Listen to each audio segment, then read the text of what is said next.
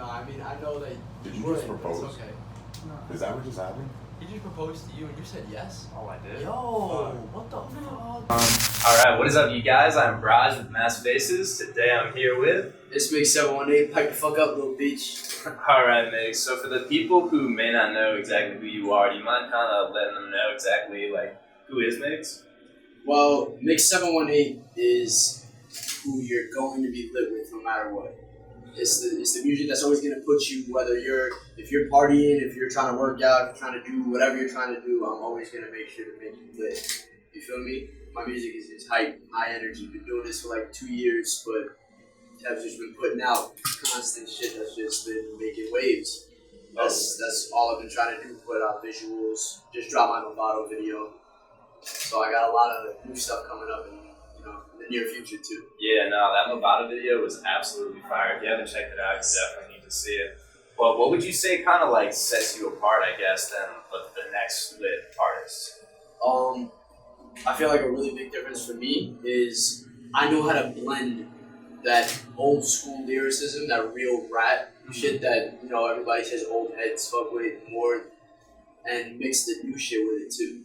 So the same type of energy, the same style of beats, I can snap on those while still having the lyricism to get the old heads respect at the same time. Okay, where does all that come from? Because you don't see many people doing that shit these days.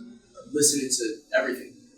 I listen to actual legends. Like growing up, I was listening to Wu Tang, I was listening to Dipset, I was listening to the Locks. Like there's a lot of real good music that I was listening to, so of course I was inspired the right way. So when did you start bumping all this good music?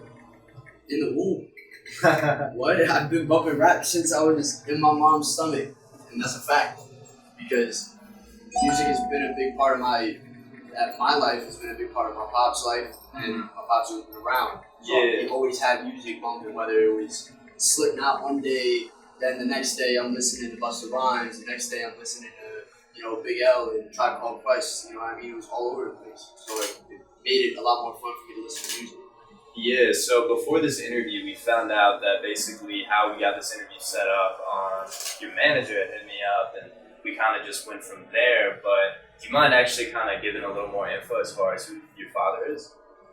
Well, my manager is my father. Yeah. My pops supports my music. You know what I mean? He used to work in the industry 20 years ago, and I kind of brought him back into the industry. So him being my manager is what's been helping me the most, because I know he's not going to do some dickhead shit. Yeah. To keep it a stack. He's not going to go and try to, whatever all this stupid shit that people do with other people's money. I know he's not going to do that. I know he's got good intentions for me. And he doesn't treat me like his son when we're doing business. He treats me like an artist. Yeah. That's what I need for me to be able to do anything for real with a record label or with a manager later in the future. If that ends up happening, there's a lot of different things that can happen. I'm just preparing me for it. Yeah. And I feel like I'm a lot more wise and I have a lot more knowledge in the industry than anybody else that's my age trying to do this. Yeah. Yeah, no, that's definitely interesting because, not for anything, I can't really name anybody else who's got that kind of setup for him right now. And, it seems like it's, even though you're definitely, I'd say, a little bit earlier on in your career, I'd say, you're still, making the right moves that you need to be making at this stage. It's crazy. Even earlier today, you had an interview with This Is 50, right? Yeah. How did that go? Well, the thing is, I just went, me and Loco, and the team, we went to DTF Radio to go, because one of our homies, Joe Parker, he has his own show on DTF Radio called The Hangover. Yeah. He had Jack Thriller up as a guest, and he's a comedian. He's been around for a minute. He's been in the industry for a while, and now he's doing interviews with This Is 50, and that's 50 Cent's whole thing right there. Yeah. And just having a conversation with Jack, he was like, okay, cool, Tuesday, 11 o'clock, I want to interview you. Wow. So it's clearly there's something about me.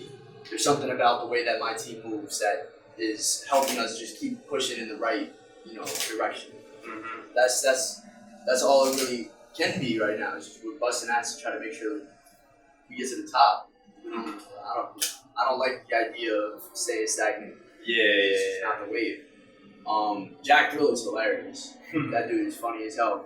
He will scream in your face if he feels like that's what he wants to do in that moment. Yeah. He has no filter. But it's cool being around him too because he struggled with getting into this industry as well. So it's like seeing the footsteps it takes is cool. Absolutely. Yeah. So do you guys have any like solid game plans as far as what you're gonna do to make your way to the top? Just keep beating people in the head with good music and good visuals and good content, and constantly putting out something new, constantly putting out something fresh, something that's gonna have that shock value. Yeah. I want everybody to hear it. I don't care if not everybody likes it. I care about the people that do like it, love it. You know what I mean? Because I know music is not for everybody. Like, not every genre is for everybody. Just like not every subgenre is for everybody. Yeah. If I'm screaming my head off on a track and this guy listens to, A Tribe Called Quest and Chance the Rapper, it's gonna feel a little weird for him. So I can't be mad at him. But he'll like my lo-fi track that I dropped in 2 weeks because I just figured, let me put it out for you. Yeah. Because that's what I want to do. I want to be able to get everybody's attention, get everybody to enjoy at least one song by me. So would you say that's kind of what motivates what you're dropping is what the people want to listen to? Half and half. I don't really think so because I write a lot of my shit right there in the moment where it's like if something pops into my head, I'm gonna write it because if I don't, I'm gonna forget it. Yeah. Because then here comes the next, flow that I thought of that might not be as good as what I was thinking about before. So I write things down as soon as they come to mind, and I try to just drill as much as I can out and build like enough of a reference for myself, so I can just keep writing and just making it better, fixing up bars and making sure everything that goes together the right way. Yeah. So like, would you say that being with all that, like, you're not really too strict on what genre you're gonna put out next, Yeah, it's basically, I don't care. I care about what the fans are gonna enjoy. You know what I mean? I don't care what genre is necessary because I like all of it. Yeah. Like, legitimately listen to everything. So why not be a part of that? Yeah, no, it's celebrated. It's all things that I love. Why can't I be a part of that? You know what I mean?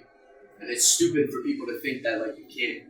Yeah. Just do it. And if you're good at it, it's going to take well. If you're bad at it, it's not going to take well. Simple as that. That's not your thing, don't do it. Yeah. But I know that I'm willing to try all of it. Yeah. And actually, I was pretty impressed. I was talking about how we were talking a bit earlier. You even went into how you're kind of, even though you're not the, oldest person in music, like, you really do kind of have history in music. Like, you were talking about that chorus group that you were a part of. Do you mind kind of touching on that? Yeah, when I was in 5th grade, I was like, yo, I want to be like this shit. I'm 10 years old, like, yeah, I'm already this shit to all my friends. I want everybody to fuck with me. Boom, I tried out for the PS22 chorus on Staten Island, alright? Basically, I sang my little heart out, and apparently I was good enough. I had a little mohawk, I used to dye it every day. Like, I had like colorful hair gel and shit. I was the staple. My face was right there. I was right in the front at all times with a fucking like 6-inch mohawk. But I sang with Lady Gaga and Beyonce, and I got one on both cheeks. I don't give a fuck. I get to say I got a kiss from Lady Gaga and Beyonce. They were bad at the time, but Beyonce's still bad now. Lady Gaga just fell off the face of the earth. But PS22 Chorus was my first entry into music. You feel me? Yeah. I was able to like really enjoy performing. I'm an entertainer at heart. Like, that's what I've realized over time, is that even then, I used to be so over-exaggerated and animated for everything because I wanted to entertain people. I like making people laugh. I like making people smile. I like making people dance. You know what I mean? Yeah. So all of it kind of goes together. That's why I'm glad I had that experience, because nothing happened for another 7 years after that when it came to like me putting my vocals on anything. Yeah. But me being in that little bit of spotlight, like, I understand it a little bit. So I'm not as like, like, I've already met a bunch of famous people, so I don't get starstruck as much anymore. Yeah. I feel like that's a skill. You need to be able to not like be reserved enough to where it's like you don't look like a fan because these are your peers. Yeah, at the end of the day, if you want to be on their level, you have to see them on your level. But I noticed that you were saying how you hadn't gotten like your vocals on a track in 7 years, but earlier we were talking about how you actually were still involved with music through dance. Yeah. So do you want to touch on that as well? Alright, so middle school, I was a dickhead. I was fucking up. Like I was just doing stupid shit. I wasn't doing my homework, whatever. And were you doing like crazy shit in school? Like, no. I was getting in fights and shit. Okay, yeah. But that was really it. Yeah. But I started doing this after school program, and basically I had to do good in school for me to go to that after school program. And I fucked with the teacher that did the dance class. So I'm learning. It was like urban dance. I'm learning how to pop and lock and tut and all this. Like, I'm fucking 12, 13 years old, but it was cool to me. So I got hooked, and then I started doing a little bit better in school before high school. Did all my shit. Started going to like auditions and casting calls and like really trying to do shit. And I got picked for a fucking Ruffles commercial. Wow. A Ruffles commercial, and they scrapped it a week after they gave us everybody the callback. A week after, I was excited. I didn't want to tell anybody about it until I got like confirmed. I got the call back for it. Like, oh yeah, this is the last callback. And they was like, oh yeah, no, never mind. So did you start telling people about it? You're like maybe like the third person that knows about it. Damn, that's crazy. But like, I was really trying to make a career out of dancing. And I remember being upset at that. That situation is what made me start rapping. Really? Because I went home with, because one of my boys, we would go to the classes together. We would just take shit over. Me and my boy Sal, shout out to Sal. We went back to his crib and we were just bumping because I was mad. He knew I was mad. We smoked a blunt, did our thing, just chilled, fucking listening to all of these songs, and then whack shit started coming on. Like it was just YouTube going through it. Yeah. I was like, yo, these people are famous. This is garbage. I know way more words than this guy. Like I can tell he doesn't have more than a 3rd, 4th grade, reading level. Like that's not. I was like, rapping is supposed to be rhythm and poetry. That's what rap is for. There's no poetry, and 90% of the time there's no rhythm anymore. Yeah. And at the time it was like 2017 when like X and Ski were coming out. I was like, yo, these dudes are fire. Who's this other half that's garbage? And I was like, I can do way better than that. And I was just doing it as like a bet to myself. Yeah. I was like, I guarantee I'm gonna make something and it's gonna be better than all of this shit. I was like, I know I'm capable. Got mad good feedback on my first track, and I was like, oh shit, like I like that. I was like, and like I said, I'm an entertainer. So if I'm not dancing, right? If I'm entertaining in another way, like it still feels like that passion is still there. Yeah. But this is a different. Like I'm able to fucking put out all of my emotion when I'm talking, because like I try my best to, I don't know, I guess get lost when I'm in the studio. Like if you come into the studio when I'm making one of my like rager tracks, you're gonna feel it. Like as soon as you walk in, you'll feel the energy in it, because shirts off, I'm sweating fucking bullets, and I'm screaming my head off. You know what I mean? I make sure to pour it all out, and that's why people are liking the music. That's why Migs718 is Migs718. I mean, the delivery of like even all your lyrics too is just, you can tell like you have something to say. You know, it's not just like shit you're pulling out of your ass. Always. But would you say that you've changed at all as an artist since you started? Yeah, 100%. I remember, because I was so big into not being repetitive as fuck. Like, I remember hearing songs like Gucci Gang get tight. Like, I fuck with Lil Pump. Yeah. But to an extent. There's some songs that I'm just like, no, I can't with it. You know what I mean? I didn't want to be that repetitive, just, it's the same shit throughout the entire song type of person. Yeah. So I used to fucking switch my flows up every 5-6 bars, and it's like, now it's confusing. Now I don't do that as much. Now I stick to a structure. I try to make sure that the song sounds like a complete piece of music and not just some words over a beat. Yeah. I've been really trying to make sure that my structure is there. Because if it's not there, then the song isn't going to work. The song isn't going to hit the way that you want it to.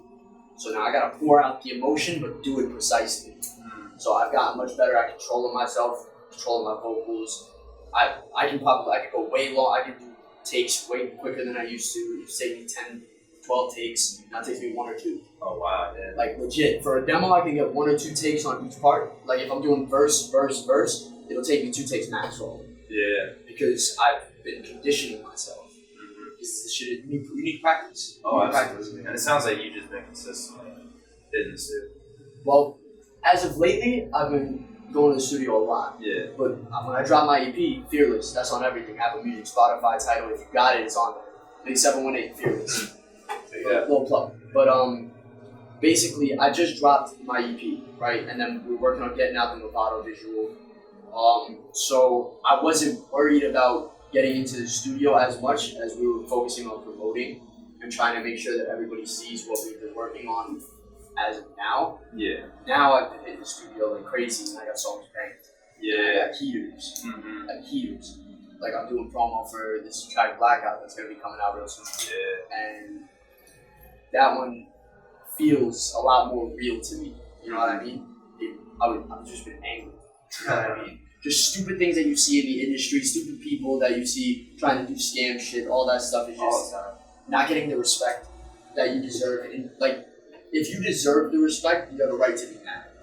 You know what I mean? When people constantly are knocking you down for something that you're doing better than them, it's like, it's a little irritating. And it's just been bottling up, so instead, I went into the studio, screamed my heart out, enjoyed myself on that track. And that's just gonna be crazy. It's just gonna be a rage anthem for me. Yeah. You know what I mean? I'm gonna make sure that everybody is tweeting whenever I perform this shit at a show. Like, that's a fact. How are your live shows as it stands? Honestly, probably one of the most fun things I think you could do on like a Friday, Saturday night is come to one of my shows. Because even if I'm just rapping I'm just rapping songs, no scream rap, no nothing. I make sure everybody is a part of that. If you're in the crowd, you're family at that point in time, where you are experiencing this with me. Yeah. I look people straight in their eyes so they can see and understand that I want them to enjoy this. You know what I mean? I want them to have a good time the whole time. I want them and everybody around them to have a good time. Whether it's moshing and throwing elbows and shit, or just chilling and macking with your girl. You know what I mean? You should be able to enjoy yourself at one of my shows, and I try to make sure everybody enjoys themselves at my shows. Because I'm not one of those people that's gonna sound like shit over a mic. Yeah. I sound like my tracks. I make sure I sound like my tracks. I don't OD on the auto tune and shit like that. I use it because it's music. I want it to sound a certain way. It's gonna sound a certain way, but my voice sounds like what I have put down. Yeah. Like, I've heard some rappers, I'm not gonna say no names because then I got people, stands and shit like that. People that, they're garbage. They cannot perform live for their lives. But they make good music. So it's like, I respect the fact that they can make good music, but if you can't perform, you're not an artist at that point. Like, you're not doing what you're supposed to do. Those are what you're supposed to do. You have to be good in the booth, and you have to be good on stage. Who you hear that blows up? But you think Drake was doing this shit not performing? He had to perform in order for him to make any money, for him to start building that exposure. Everybody has to do the same thing. It's the same lineup. You have to do the exact same things as everybody else. It's just how you do them. Yeah. I mean, the thing with the Drake situation, though, some people would argue that like he had like all those connections early on, like he was on that doing TV, like But that's him working in a different way. way. Exactly. Think about it. Like everybody says, like, oh, everything was handed to him. All that probably was. I don't care. Like he had books from when he was in 6th, 7th grade of him writing music in his book. He built a platform for himself. Yeah. Used that platform to get on another one, and then blew that shit out the water. Yeah. I'm not just gonna be Migs718, the music artist. I'm going to be doing a lot more than just music. This is my platform. This is what I enjoy the most, and this is what I can put all my time into, and this is what I can really, have fun with. Yeah. This is where I can build that fan base. Like that's what I care about. I like seeing people on my music telling me how much they like it, or they can't get it stuck. They can't get it out of their head. Yeah. Shit is fire. Now, I noticed that earlier you brought up like your visuals and whatnot. Do you mind like kind of going into how your visual process works? How long have you been like releasing videos? Like, what's that all about? All right, so my visual rap sheet is low right now. I had 3 videos out, right? One was a free video me and my homie made for my track and vibe, and when I first started this shit, it's nothing crazy. But then my bravado video, that one is on point. Yeah. That's crisp. It's exactly what you would expect for somebody that really is taking their shit serious. Absolutely. I mean, that's the first video we saw of yours, and like from there we knew like we had something special on our hands. and I'm very big into. I don't ever want to just be like, I trust you. Yeah. What? No, we're gonna work together and build something. You know what I mean? So I put time into making sure like I know what's gonna be in the video. I'm bouncing ideas off of my videographer as well. Of course, I'm not gonna take credit for shit because he did all of the shooting and editing. Yeah. But I make sure that I'm at least a part of the process. Yeah. You know what I mean? Because I want it to come out the way that I want it to come out. It's a video for me. Yeah. You know what I mean? But I try my best to make sure that I know exactly what is going to be coming after the next, so we can work on scheduling and shit like that. Because time constraints is where everybody gets fucked up with their videos, and that's why people get mad when their videos don't come out the way that they're supposed to. That's very true. As a videographer, I feel like sometimes people just have some unrealistic expectations of things.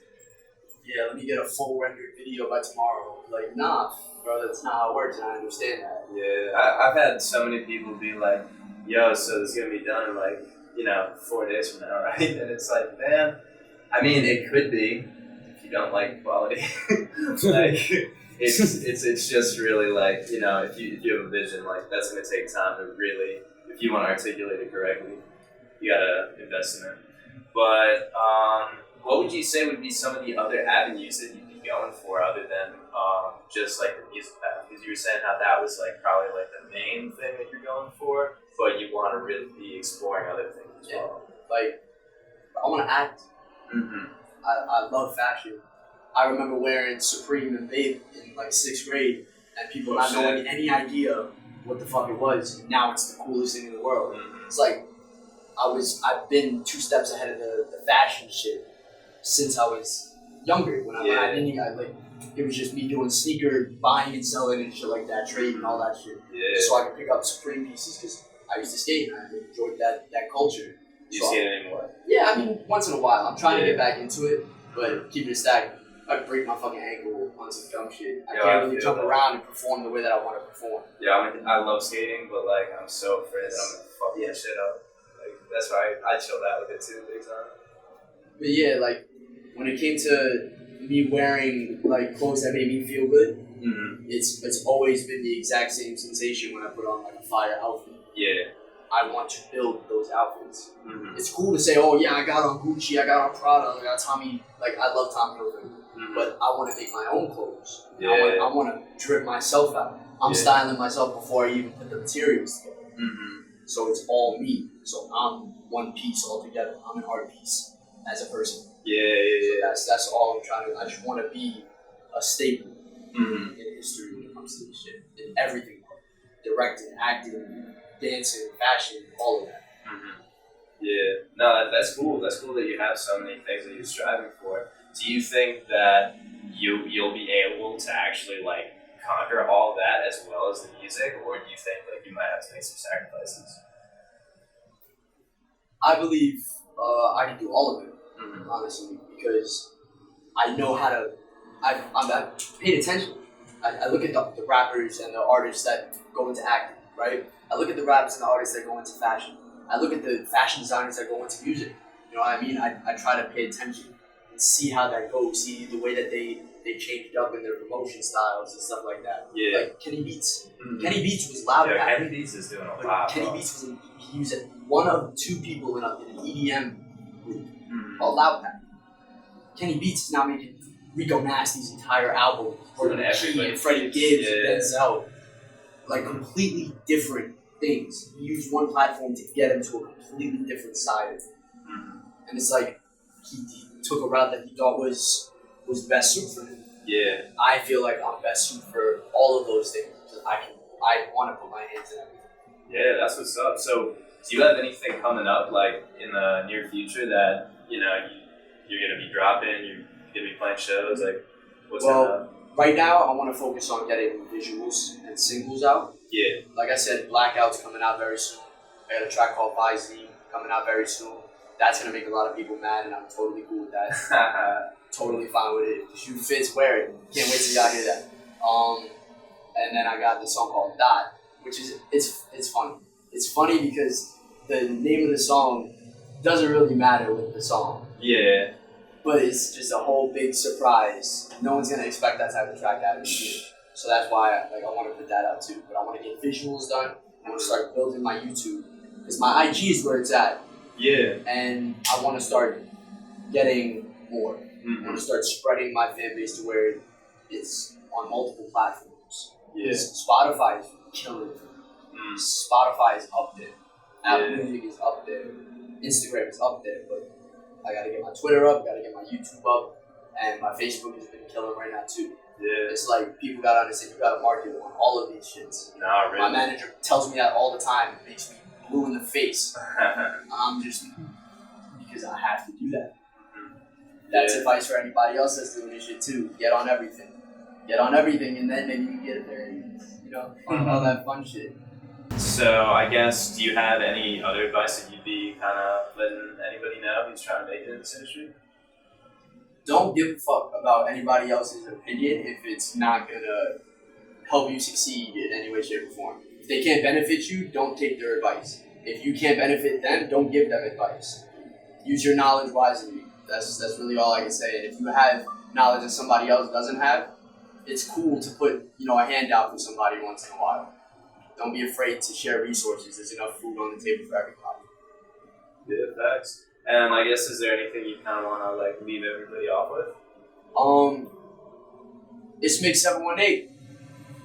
We've been lit. Mass faces. What's up, bro? Thank you so much.